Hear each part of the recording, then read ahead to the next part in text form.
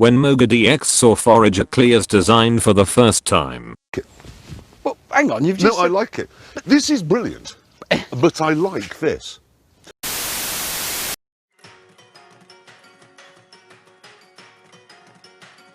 Forager Cleo is a welfare 5-star water wand unit, and is the 5th variation of Cleo released in the game, making her the character with the most outfits in game as of this moment.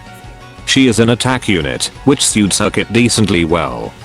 She also has vestiges of her Gala variant, as both of her skills perform similarly to Gala Cleo. Speaking of skills, let's check them out right now.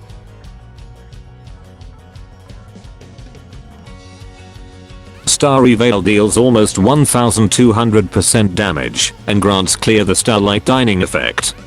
This effect can stack up to 4 times, which enhances her Astral Garnish effect, an ability that we'll talk more in the abilities section. With a cost of 2500 SP, the damage to cost ratio is decently good, with both being at the lower end. Overall, this skill is straightforward yet effective. Camping Memories deals 1845% damage, and creates a debuff zone that reduces enemy defense by 15% for 10 seconds. This skill also has 3 phases, with the next phases increasing energy levels for the team by 2 and 3 levels respectively.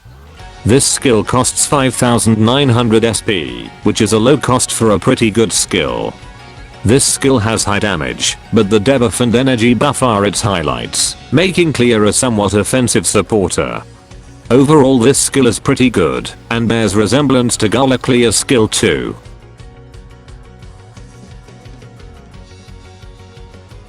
Her co-abilities aren't worthy of mention as they are pretty standard and uninteresting.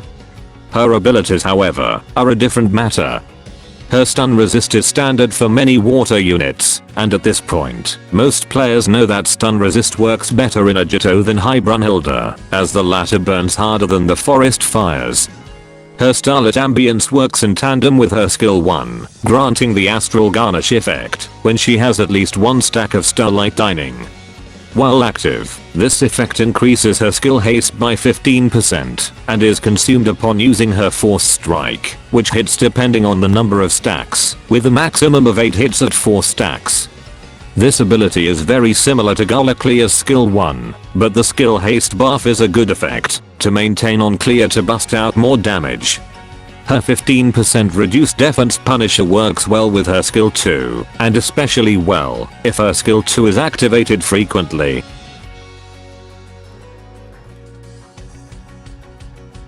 Forager Cleo has good offensive and supportive capabilities. Her low SP cost on both skills, plus the skill haste from the Astral Garnish effect, does not really warrant a lot more skill haste.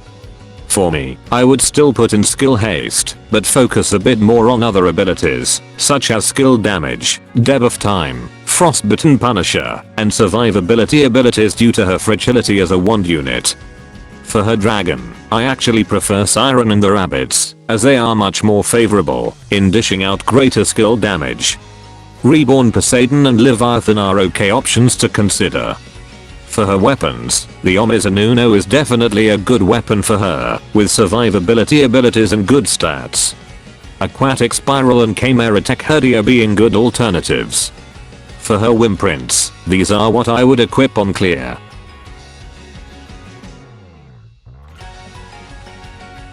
Forager Cleo is certainly a good unit, considering that she is a welfare unit. She may be inferior to some other favorites such as the Tentacle Fanatic and our Sentient Vegetable Overlord, but she still shines bright, and may be a favorite for some people. Also, this is Cleo. There are many out there who would use her just because it's Cleo. Overall, she is a great unit that is unfortunately overshadowed by more powerful or useful units from the same element and class. Now go out there and show off your favorite Dragalia Lost waifu. That's all from me. Moga out.